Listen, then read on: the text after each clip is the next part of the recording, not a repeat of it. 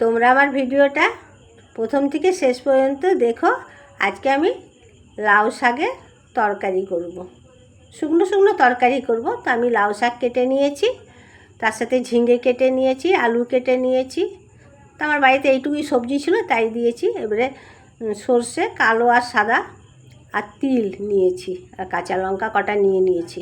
তো এটা আমি এখন বেটে নেব। আর এদিকে আমার কড়ার মধ্যে তেলটা গরম হয়ে গেছে, পাঁচফোড়ন দিয়ে দিলাম। পাঁচফোড়নটা একটু গন্ধ বেশ সুন্দর ছেড়েছে। এবার আমি এর মধ্যে কেটে রাখা সবজিটা আগে দিয়ে দিলাম, দিয়ে একটু নাড়াচাড়া করে নেব।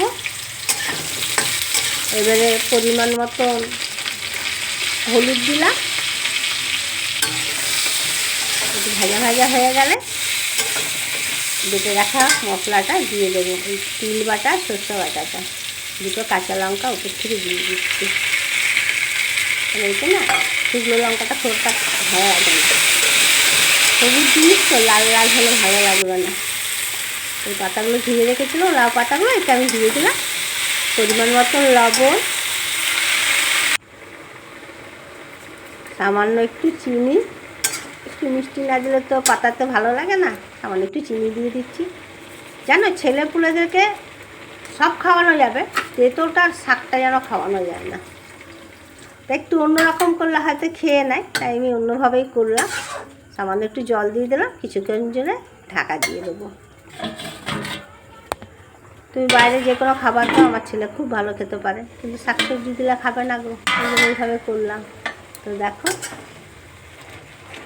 আলুগুলো আমার সিদ্ধ হয়ে গেছে প্রায়। এবারে আমি এটা নামিয়ে নেব।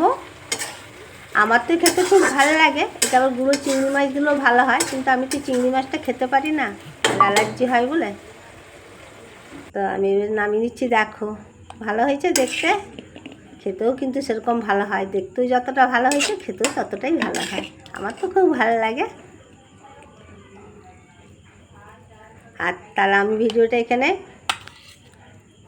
শেষ করি। আর তোমরা ভালো থেকো, সুস্থ থেকো। পরের ভিডিওতে আবার দেখা হচ্ছে।